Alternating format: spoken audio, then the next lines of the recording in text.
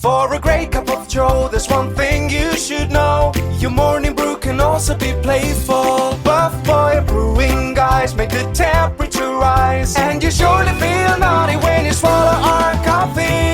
If you want some real heat, give your mouth a fine treat. You will want some more, rest assured. Buff Boy Brewing, you can't get enough of.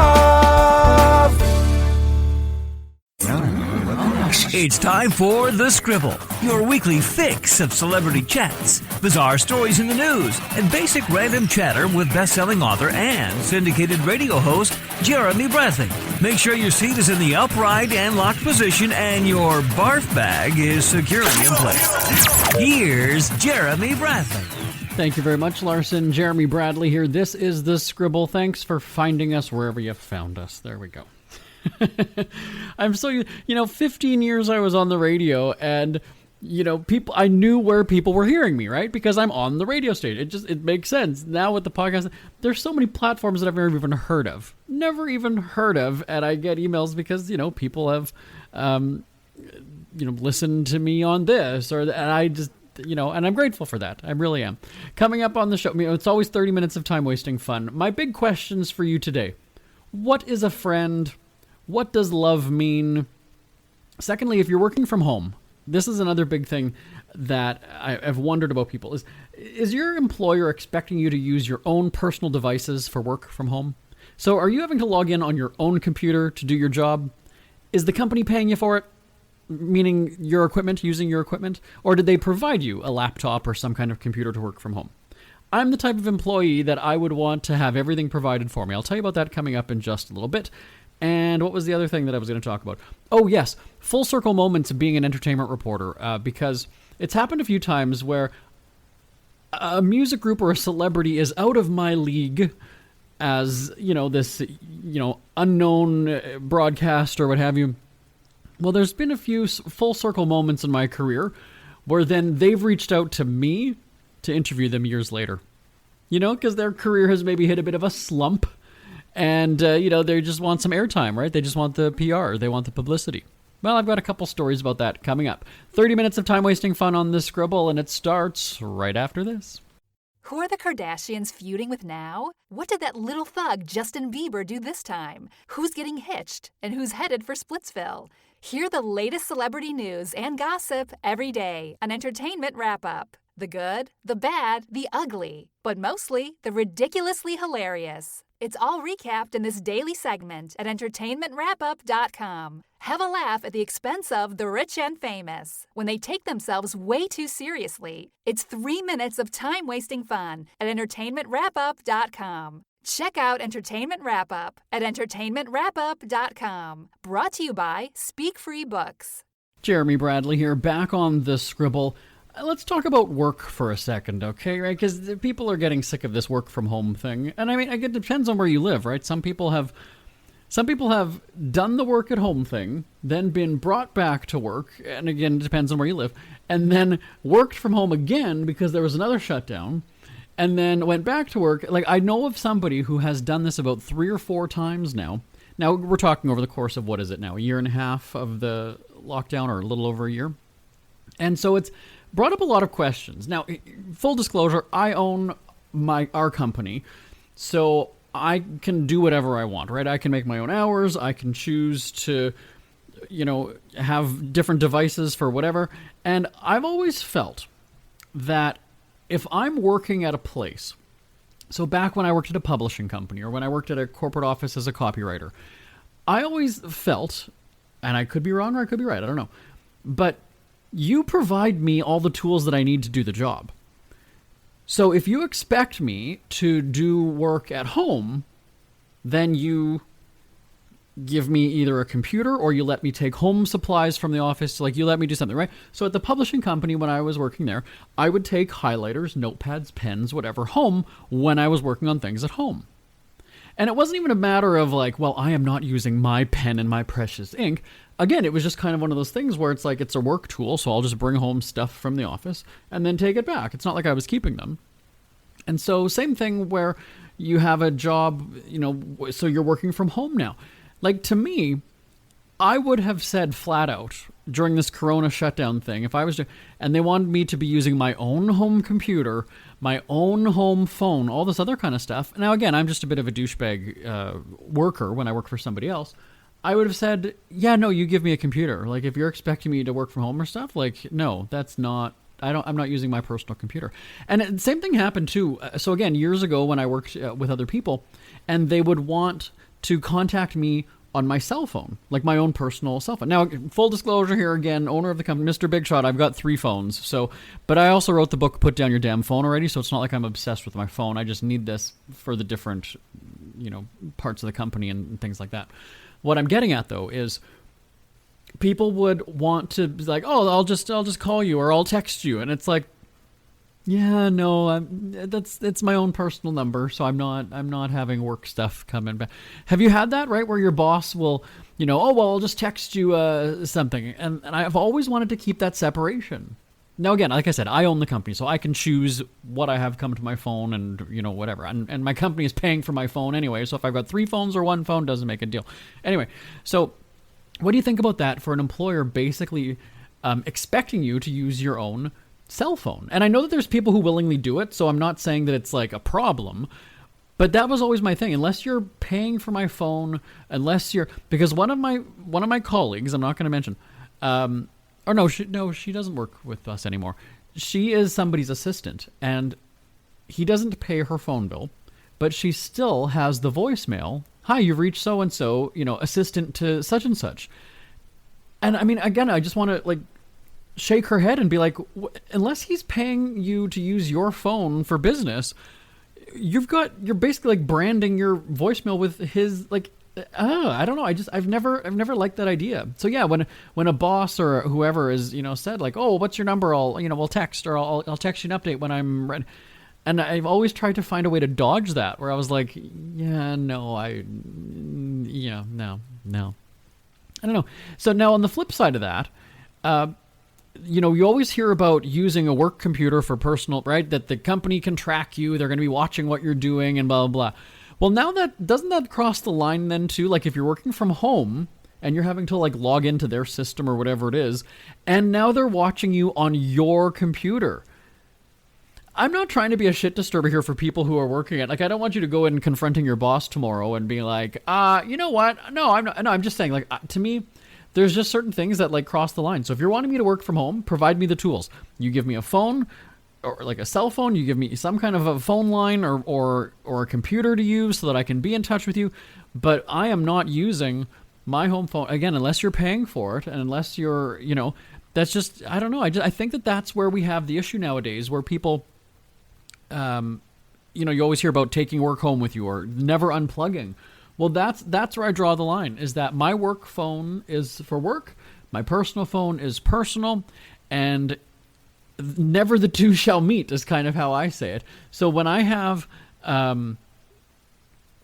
somebody who, I don't know, I don't like dealing with businesses either, and then getting a text from a business, because again, texting to me is just more of a personal kind of, I go back and forth with a family member texting, right? Or a friend texting. I don't want the dentist texting me. I don't have that kind of a relationship with my dentist, and I don't want one. So I'm very particular about, my cell phone being used for things like that, right? Or same thing too, when you sign up for something. I was like, oh, is this a mobile phone? I'll purposely give a landline because I know you're either wanting to text me or whatever it is. So that's fine. You can text the landline all you want. It ain't coming through to me. Done. Or on the flip side of that, I'll just even give a fake number. You know what? If I'm signing up for whatever, you have no reason to contact me by phone ever. So you know what? No phone number. Sorry. No phone number. Yeah. I don't know. It might just, there's times when I feel like I'm being too particular, but then when you hear these stories about, identity theft or just this, personal, this invasion of privacy, I like to think that it's not that I'm taking I don't have the feelings as though I'm taking precautions. I'm just saying it's very intrusive to me and I just don't like it. It's not about having, somebody having my information, because quite honestly, those reward cards, when I go to the store and then I buy, sour cream and chicken breasts and whatever, and then all of a sudden in the mail I get coupons 2 weeks later because they know the stuff I'm buying, I don't find that to be an intrusion at all. right? If any, because I know that some people freaked out about that, where it's like, oh, they're tracking everything you buy. Well, I'm not buying. It's me at the grocery store. So if I'm buying sour cream or milk or chicken or potatoes or something like that, I could care less. And if I'm getting deals for that, hey, monitor me all. Go for it. But I don't like the whole, let us have your cell phone number. What's your email? No. I don't. And I have even just made a fake email address to give away, spam@suchandsuch.com. Like I truly have. And then that's what I use. Yeah. Anyway, share your thoughts live at jbonair.com. Has your employer expected you to use your own personal tools to do the job while you're working from home? Live at jbonair.com. And also I want to know, have they ponied up the cash to, offset the costs of it? You're using your internet, you're using your phone, your computer. Yeah, or did they give you the tools? Did they say, hey, you know what, here, take a laptop. Go ahead, go for it.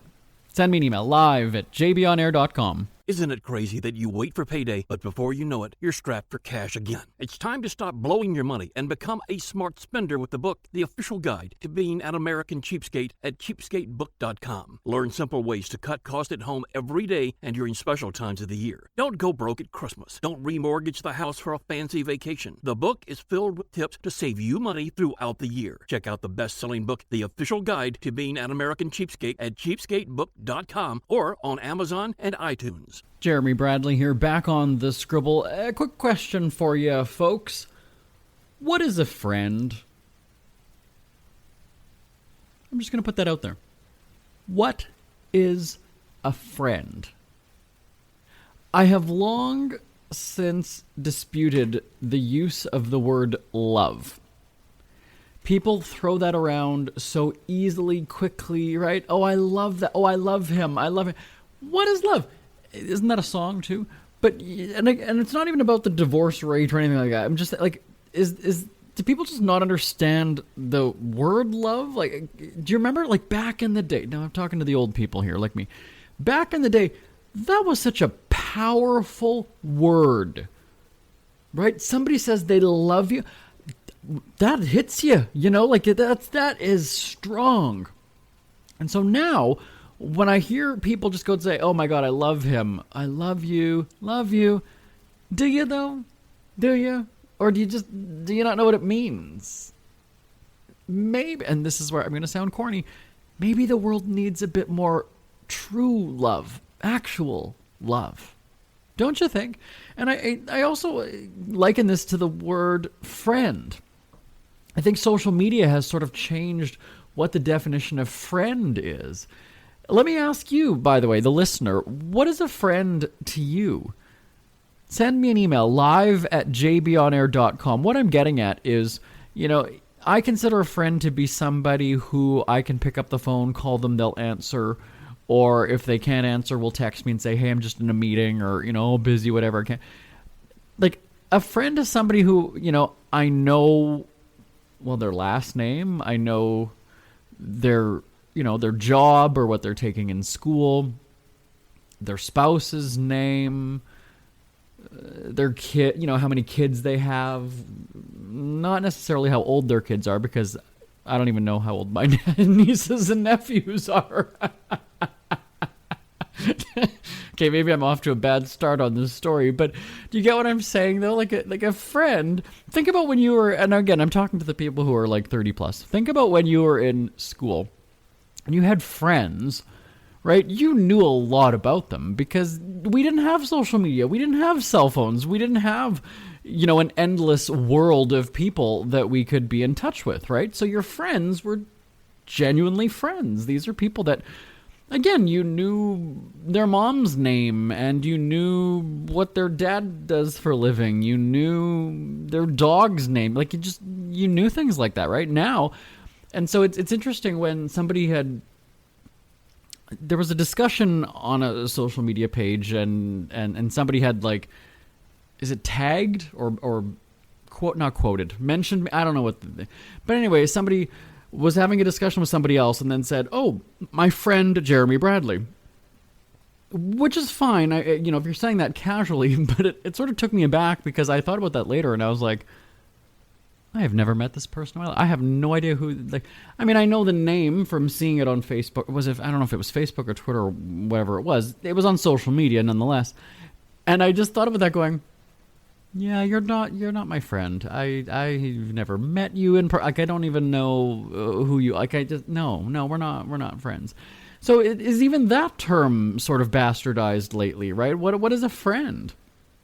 Again, I look at a friend as somebody who, if it's 2:30 in the morning and my house is burning down, I go through my list of, people on my phone and say, who would I call and wake up? Sure, they might be pissed off, at the beginning, but if I go and say, like, my house is burning down, I need help, who are the people that would actually do something and come to my house and, help take my dogs or take me in even? Those are the friends. And I guess I could even use that term about family, right? Which of my family members would do that. But anyway, family's different.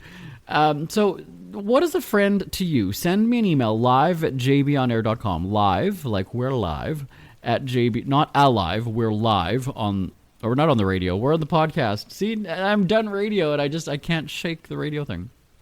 Anyway, yeah, I just feel that, when I look at my Facebook page and I've got, 1,800 or 2,000 friends, quote unquote friends, and then I'm sitting there going, I haven't had a conversation with probably 1,500 of them. With over 1,000 people, I've never had a conversation, but somehow we are friends.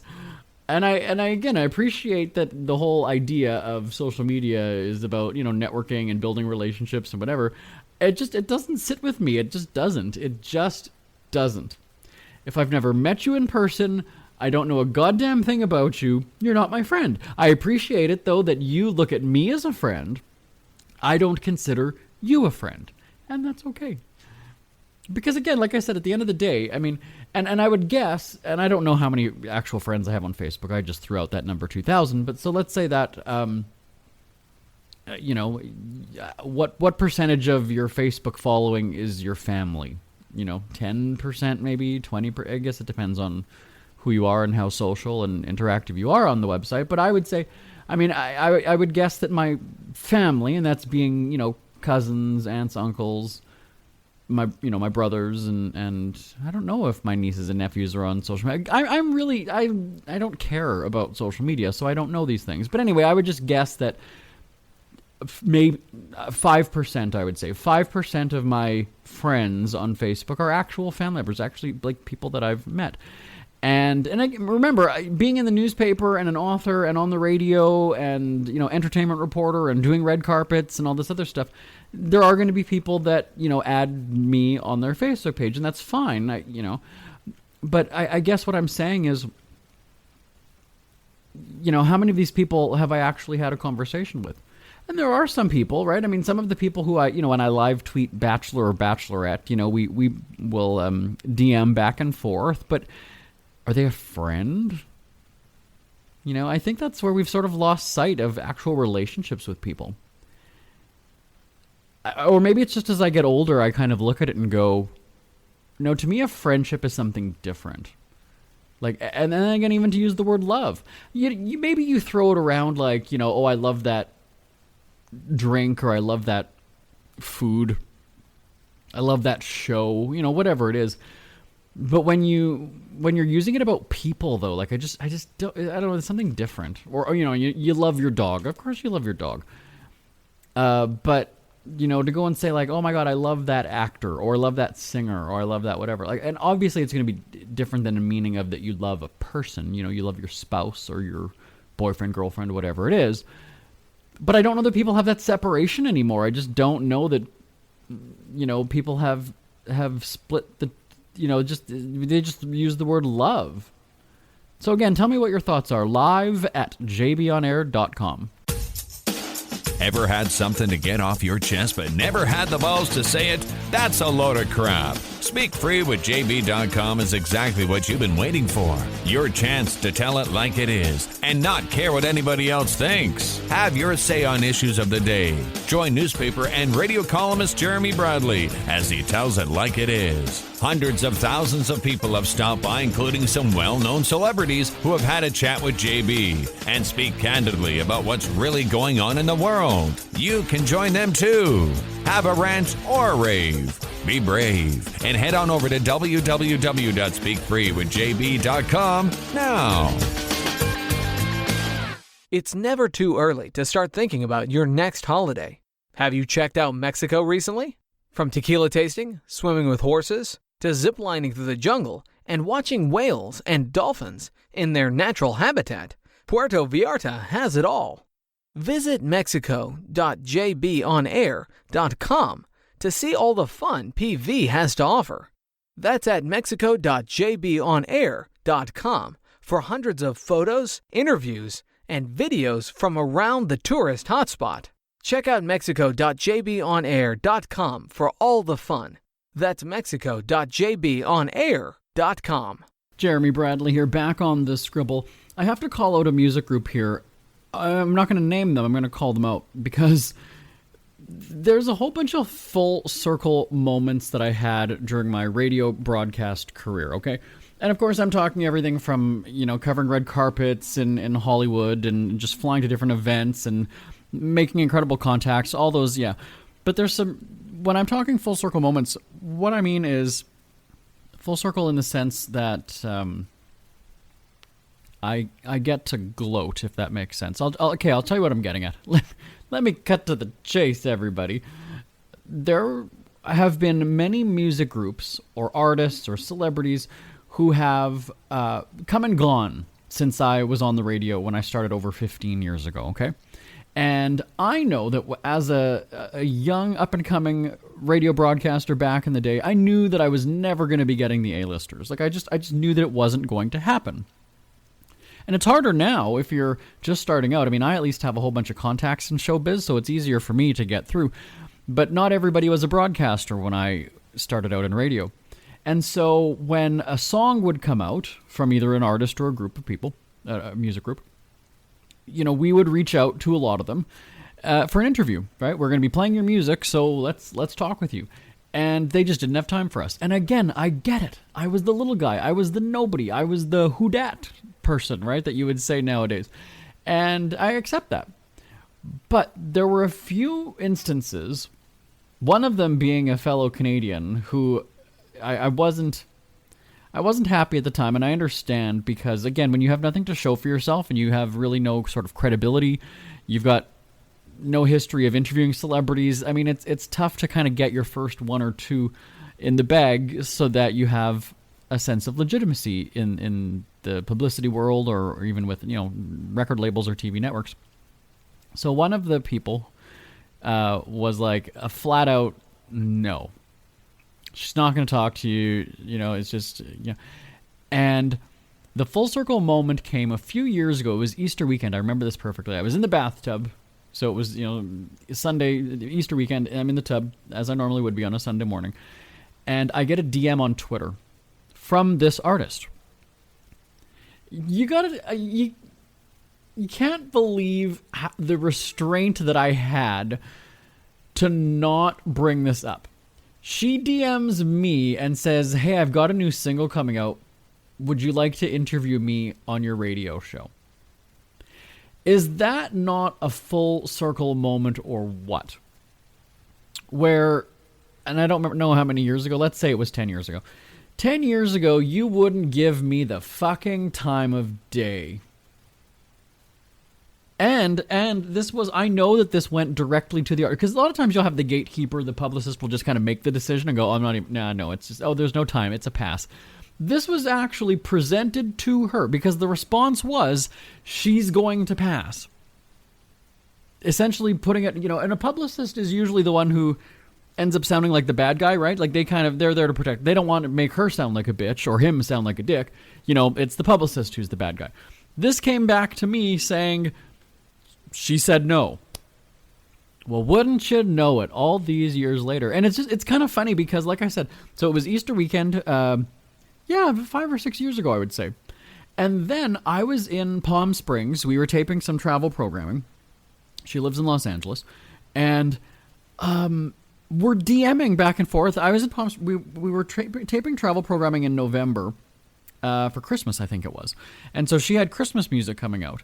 And, we're DMing, and then we had a phone call. And then we kind of, I don't want to use the term friends because it's always, I think I've said on this show, like, I don't like how people throw that word around so loosely. It's like, not everybody's a friend. Just, we're an acquaintance. We know of each other, but certainly a friend. Like, I mean, I'm not, calling her up and she wants airtime and I want a celebrity interview. So we use each other for that kind of a thing.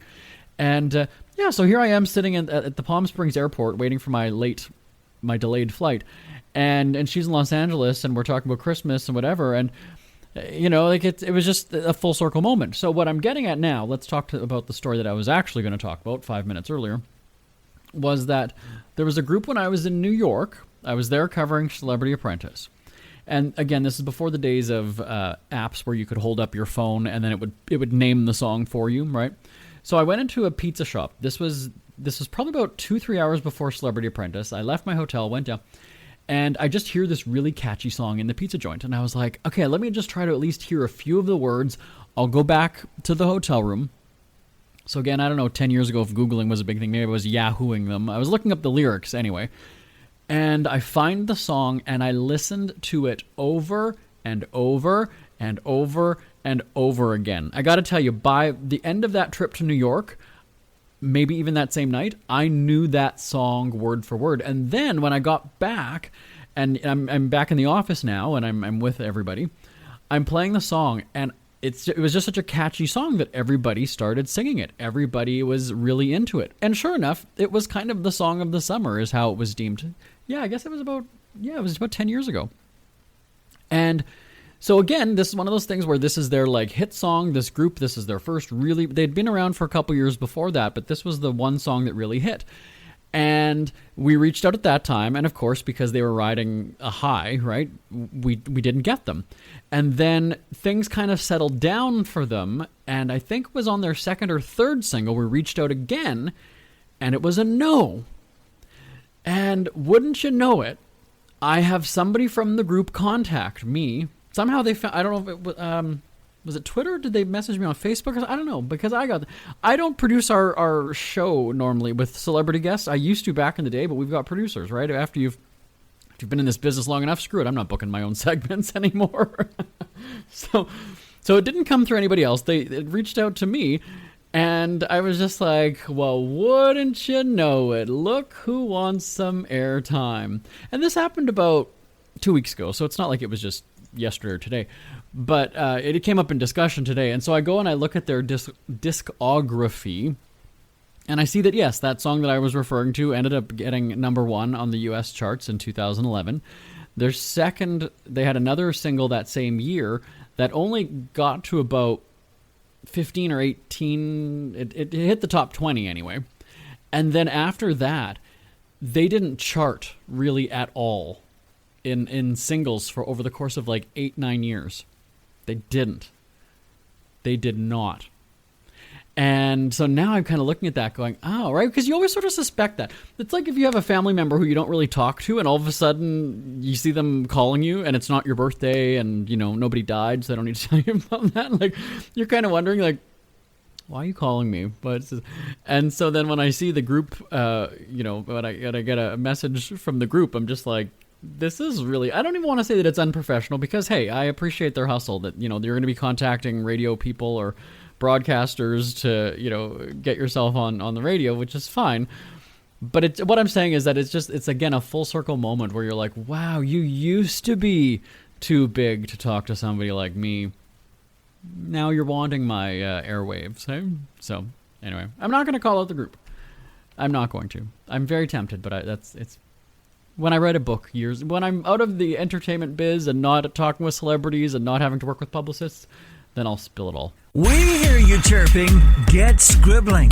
Tweet up the Scribble at The Scribble Show. Join the discussion with Jeremy Bradley. It's all going down right now on Twitter at The Scribble Show and at thescribbleshow.com. Jeremy Bradley here, back on The Scribble. We're out of time, but again, you can email me live at jbonair.com, live at jbonair.com. I just laugh because I make my show notes on a little Post-it. You know those sticky notes people call them? I make my notes and I put them in front of me because we'll have a discussion before the show about, what I'm going to talk about. I need about 6 minutes for this, 8 minutes for this. And again, because I've been in broadcasting so long, I know exactly, and sometimes I just choose to ramble, and that's okay. It's my show. I can do whatever the F I please. Again, give me a shout anytime. It's always awesome hearing from you. Live at jbonair.com is the email address. I will talk to you same time, same place next week. Oh, yes, I always have to do that. Thanks for subscribing. Leave a comment below. That's why I hate watching people's YouTube videos. I'm so old. That's what it is. I'm old. I'm Jeremy Bradley, and I'll talk to you next week. Bye-bye for now. Want more Scribble? Check out thescribbleshow.com for past shows, celebrity interviews, cheapskate tips, and more. That's at thescribbleshow.com and on Twitter at The Scribble Show. The Scribble is a speak-free media presentation. If you want some real heat